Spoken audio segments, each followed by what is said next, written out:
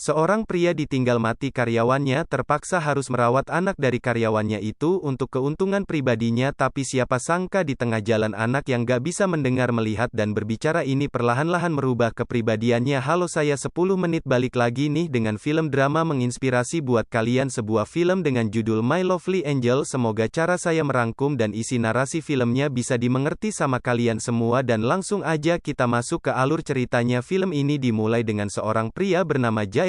Dia adalah orang yang berprofesi sebagai agen untuk para SPG. Di hari itu dia tengah menunggu satu SPG-nya yang gak juga datang-datang. Setelah lama ditunggu, gak taunya Jae-sik mendapatkan kabar bahwa Thailand yang bernama Ji-yang meninggal dunia karena jatuh. Tim forensik meminta tolong pada Jae-sik untuk mengabari keluarganya, dan juga Ji-yang diketahui masih ada anak perempuan berusia 7 tahun. Jae-sik pun kemudian mencoba untuk pergi ke rumah Ji-yang. Ketika belnya dibunyikan gak ada yang merespon dari dalam, jadi Jae-sik pun mencoba masuk karena dia tahu kode PIN pintu apartemennya Ji-yang. Pelan-pelan Jae-sik mencoba masuk, melihat kondisi rumah itu berantakan banget, ada tumpahan makanan di mana-mana, dan kemudian tiba-tiba seorang anak perempuan keluar dari toilet. Anak itu nggak menyadari kehadiran Jae-sik di sana. Dia berjalan mengambil roti lalu memakan roti manis itu di bawah kolong meja. Kedatangan Jae-sik sebenarnya ingin mengambil uang atau perhiasan Ji-yang karena Ji-yang masih punya hutang yang belum dibayar. Tapi Jae-sik heran karena dia bertanya pada anak itu, sama sekali nggak ada respon, padahal situasinya dia melihat orang asing di dalam rumahnya sendiri. Harusnya anak sekecil itu takut, tapi faktanya nggak ada respon sama sekali dari raut mukanya. Disitulah Jae-sik sadar kalau anak Ji-young adalah tunanetra. Jae-sik mencoba menelepon suami Ji-yang dari kontak yang ada di HP-nya Ji-yang, tapi ternyata laki-laki itu udah lama bercerai dan berpisah dari Ji-young. Sebenarnya niat Jae-sik cuma ingin bertanya masalah anaknya, tapi pria itu menutup teleponnya, dan masalah anak bukanlah urusan dia lagi karena nggak tahu harus berbuat apa. Jae-sik pun merokok asapnya, ternyata membuat anak itu menyadari kehadirannya. Anak itu senang karena mungkin menyadari bahwa ibunya pulang. Tapi ketika menyentuh wajah Jae-sik, anak itu takut bahkan berteriak. Dia juga menggigit tangan Jae-sik hingga Jae-sik teriak kesakitan. Suara Jae-sik yang nyaring tadi ternyata kedengaran sama tetangganya dari luar. Orang itu mengetuk pintu. Ketika dibuka, si ibu ini langsung masuk dan melihat keadaan rumah yang berantakan. Ternyata dia adalah pemilik apartemen yang menyewakan unitnya pada Ji-young. Ibu yang bernama Yang Hye ini ngerocos terus tanpa memberikan kesempatan Jae-sik untuk bicara. Ibu ini juga mengira kalau Jae-sik adalah mantan suami Ji-yang. Dia bahkan marah karena melihat kondisi apartemennya kotor, bau dan berantakan. Bu Yang Hye ini juga marah pada Jae-sik karena udah meninggalkan Ji-yang merawat anaknya sendiri. Jae-sik pun iseng bertanya pada Bu Yang Hye tentang deposit yang udah Ji-young bayarkan. Ternyata deposit apartemen itu ada 70 juta won dan kontraknya akan habis 1 bulan lagi. Jadi timbullah niatan supaya bisa mendapatkan uang deposit rumah itu. Pertama-tama dia enggak mengklarifikasi bahwa dia bukanlah suami Ji-yang. Yang kedua, dia tahu bahwa Ji-yang udah meninggal dunia, sehingga dia berencana akan tinggal di apartemen itu hingga kontrakannya selesai supaya nanti uang depositnya jatuh ke tangannya. Karena saat itu Jae-sik gak punya tempat tinggal setelah diusir dari apartemennya karena nggak bayar sewa, ditambah lagi dia punya masalah ekonomi dan hutang yang banyak banget. Dengan membawa barang-barangnya dia pun pindah ke apartemen Ji-yang. Jae-sik masih aja manggil-manggil Yun-hye, nama anak itu. Jae-sik memang udah menyadari kalau Yun-hye nggak bisa melihat. Tapi mungkin Jae-sik belum tahu kalau Yun-hye juga tuli, bahkan bertanya pada para SPG-nya gimana caranya membuat anak perempuan berusia 7 tahun menyukai dirinya. Pertanyaan itu membuatnya dikira lagi pacaran sama janda. Suatu siang Jae-sik memberikan Yun-hye makan. Yun-hye cuma mencium aroma makanan itu karena mungkin asing baginya. Yun-hye malah kembali mengambil roti untuk dimakan. Jae-sik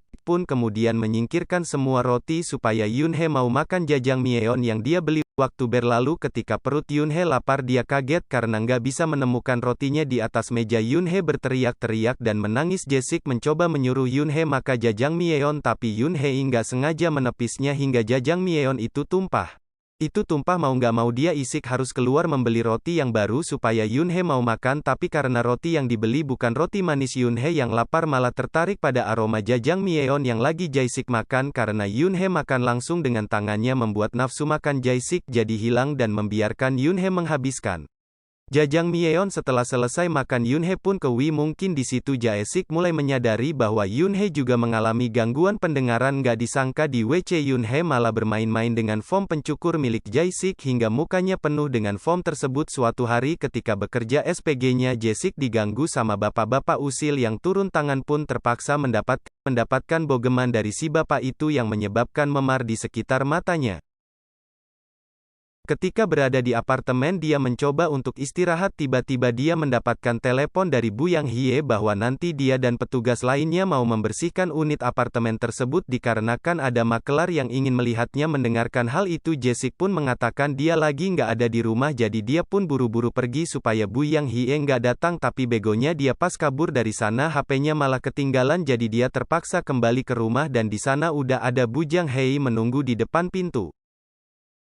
Akhirnya mereka semua pun masuk untuk membantu Jae-sik membersihkan apartemen Ji Yang. Selagi Bu Yang Hye bersih-bersih dia menyuruh Jae-sik untuk memandikan Yoonhee. Jae-sik pun harus putar otak gimana caranya supaya Yoonhee mau ikut dengannya karena Jae-sik harus tetap berperan sebagai ayah Yoonhee yang asli. Mencoba memancing Yoonhee dengan aroma sweater Junal supaya dia mau keluar dari kolong meja, tapi ketika di WC Yoonhee malah berteriak karena Jae-sik nggak tahu cara mandiin anak kecil sehingga Bu Yang Hye masuk ke dalam dan memarahi Jae-sik. Singkat waktu rumah yang tadi berantakan udah bersih dan rapi. Ketika malam hari Yoon nggak bisa tidur karena dia mengalami demam sementara dia takut meminta bantuan karena dia tahu itu bukan ibunya. Karena menyadari Yoonhee muntah-muntah Jae-sik pun kemudian membawa Yoonhee ke rumah sakit di tengah malam. Di hari yang lain Jae-sik mencoba membawa Yoonhee ke rumah sakit di tengah untuk anak, tapi masalahnya nggak ada program dari pemerintah untuk kondisi anak seperti Yoonhee, bahkan disabilitas dan tuli belum tergolong disabilitas nasional di Korea Selatan. Petugas di sana mengatakan Yoonhee bisa mengikuti kelas tunanetra karena dia terdaftar di sana. Jae-sik nggak habis pikir gimana bisa Yoonhee ikut di kelas itu sementara dia juga nggak bisa mendengar karena nggak ada solusi. Ia pun membawa pergi Yoonhee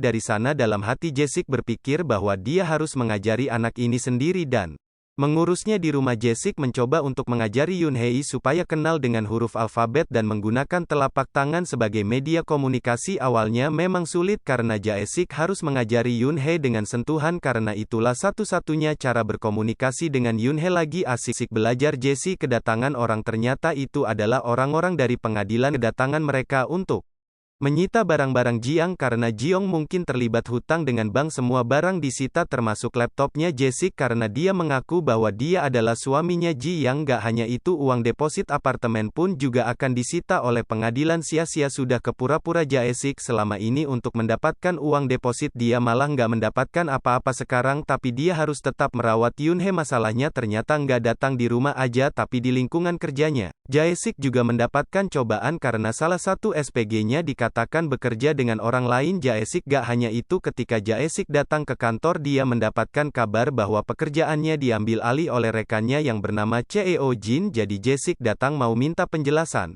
Dikarenakan pinjaman Jae-sik di kantor udah banyak banget, makanya Cheo Jin mengambil alih karena atasannya menilai Jae-sik udah susah menghasilkan uang. Cheo Jin juga menjadikan Jae-sik contoh pada bawahannya yang ada di ruangan itu bahwa jangan menyia-nyiakan hidup seperti yang Jae-sik kelakuan. Jae-sik terhitung mulai hari itu udah nggak ada kerjaan. Di suatu malam Jae-sik mengawasi kerja memaksa SPG-nya untuk melayaninya. Jae-sik pun marah dan menghajar Cheo Jin yang lagi mabuk. Sebenarnya Jae-sik udah nggak punya hak tapi dia mungkin cuma ingin meluapkan amarahnya pada Cheo Jin. Ketika di rumah Jae-sik mendapatkan notif kalau kartu kreditnya ditangguhkan karena belum membayar tagihan sementara uang yang tersisa di dompet sisa sedikit. Ketika itu dia ingin mengetahui Yoonhee lebih banyak, jadi dia membuka HP Jiang, menemukan bukti chat antara Jiong dan babynya yang ada di desa. Di chat itu kelihatan kalau Jiang pernah meminjamkan uang pada bibinya yang jumlahnya lumayan dan belum dilunaskan karena udah nggak ada yang bisa dikerjakan. Jadi dia membawa Yoonhee menuju menagih hutang itu supaya dia punya uang. Berbekal foto yang ada di HP Jiong dia pun menyebar selebaran untuk mencari si bibi. Dia menyebarkan selebaran hampir ke semua orang termasuk juga kepada para petani. Ketika kembali Jae-sik ngeliat bahwa Yoonhee nggak ada di mobil karena khawatir, dia pun mencari Yoonhee yang ternyata tengah bersantai bersama sepasang suami istri yang bertani di dekat situ. Oleh si kakek dikasih makan dan minum. Si kakek juga menawarkan bantuan pada Jae-sik supaya Jae-sik bisa menginap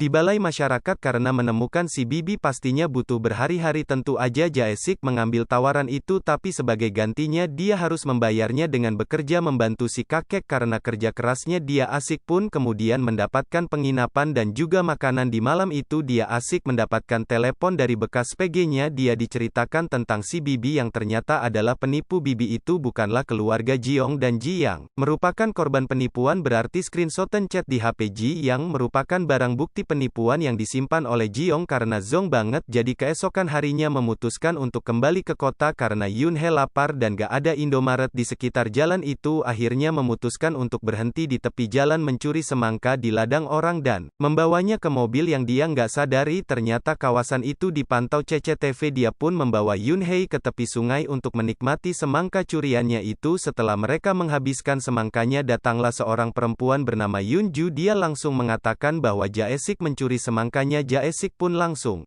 meminta maaf dan beralasan mereka nggak menemukan makanan di tepi jalan. Jae-sik juga mengatakan alasannya datang ke desa itu untuk mencari si Bibi, tapi tetap aja menurut Yeonjung Jae-sik harus mempertanggungjawabkan perbuatannya. Akhirnya Jae-sik disuruh kerja di kebun semangka untuk membantu para petani. Pada malam hari itu Jung mengundang Yoonhee untuk datang ke rumah buat makan malam bersama. Yoonjung hidup dengan seorang ayah dan juga dua orang keponakannya. Untungnya sangat disambut baik di sana. Ayahnya Yeonju mengatakan bahwa Yoonhee anak yang cantik seperti karunia dari Tuhan. Keesokan harinya Jae-sik jalan-jalan di luar. Kemudian ketika kembali ke rumahnya Yeonju, Jae-sik melihat ayahnya Yoonjung tengah menaruh sesuatu di dalam kendi. Anehnya ayahnya Yeonju malah bengong melihat Jae-sik dan mengatakan udah lama nggak berjumpa, padahal baru tadi malam mereka makan bareng. Yeonjung memberikan tempat menginap untuk Jae-sik dan Yoonhee supaya nggak tidur di mobil lagi. Gak hanya itu, Jae-sik juga dikasih pekerjaan dengan upah harian di sela-sela waktu mereka. Yeonju juga membuatkan channel YouTube untuk Jae-sik dan Yoonhee dan gak disangka mereka jadi agak terkenal. Hari-hari berlalu, pertemanan Jae-sik dan Yoonju semakin dekat. Suatu hari mereka bertiga nongkrong di sebuah kafe. Yeonju kagum banget dengan Jae-sik karena yang dilakukannya kepada Yoonhee sangatlah luar biasa. Terlebih lagi Yoonhee bukan anaknya Jae-sik. Ketika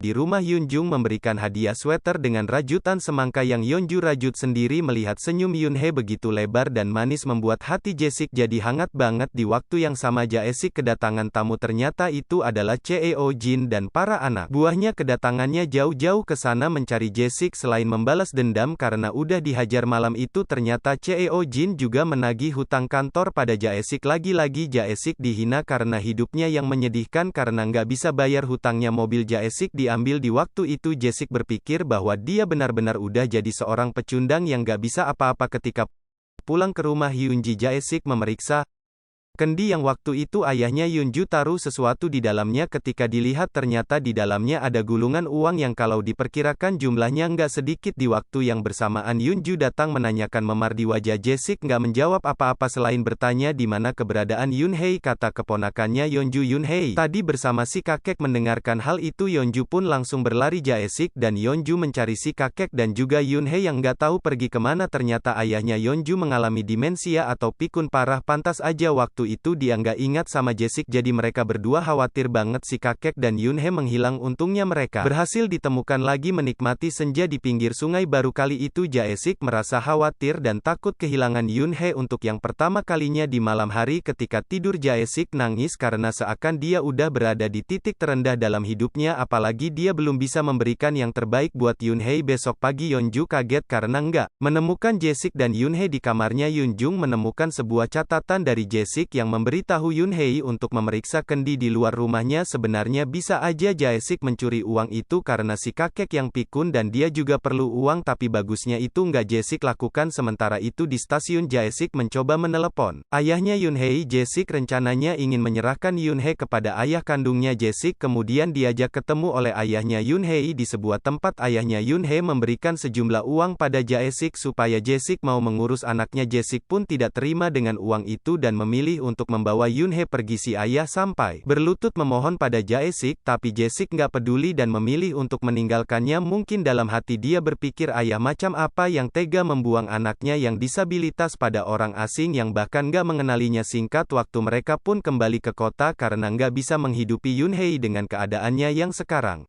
Jae-sik pun memutuskan untuk membawa Yoon-hee ke sebuah panti asuhan. Gak tega sebenarnya Jae-sik berpisah pada Yoon-hee tapi terpaksa dia lakukan supaya hidup Yoon-hee lebih baik. Untuk yang terakhir kalinya Jae-sik menyuapi Yoon-hee roti kesukaannya dan kemudian pergi meninggalkan Yoon-hee di sana. Setelah Jae-sik pergi Yoon-hee nggak bisa menemukan Jae-sik di sekitarnya, jadi Yoon-hee pun berusaha mencari Jae-sik. Sampai di pintu depan Yoon-hee menangis dan berteriak karena sedih ditinggal di tempat yang gak dia kenal. Denahnya karena nggak tahan melihat Yoon-hee yang menangis. Jae-sik pun kembali menghapus air mata Yoon-hee dan menenangkannya. Di saat itu Yoon-hee ingin Jae-sik memberitahukan siapa namanya. Jae-sik pun menuliskan di telapak tangan nama Yoon-hee yang sama ini mungkin gak dia ketahui. Lalu Yoon-hee bertanya siapa Jae-sik. Jae-sik pun menangis dan kemudian menuliskan sebuah kata di telapak tangan Yoon-hee yang setelahnya Yoon-hee rukan. Kata itu adalah ayah. Film ini benar-benar memberikan pembelajaran berharga bagi kita. Salah satunya adalah cara bersyukur. Gimana Yoon-hee yang punya situasi kompleks dalam dirinya yang gak bisa mendengar, melihat, bahkan berbicara harus ditinggal mendadak oleh ibunya. Tapi siapa sangka sosok Joo-hee bisa merubah Jae-sik dari yang stres karena banyak hutang dan kondisi hidup yang berat perlahan-lahan menjadi pribadi yang lebih dewasa, bertanggung jawab dan lebih sabar. Dari hubungan yang saling menguntungkan berubah menjadi hubungan kasih sayang antara ayah dan anak. Ternyata tak perlu sedarah untuk menjadi keluarga, cukup cinta dan kasih sayang yang tulus. Mungkin itu aja buat video kali ini. Saya biasa 10 menit to be continue. Jangan bosan jadi orang baik.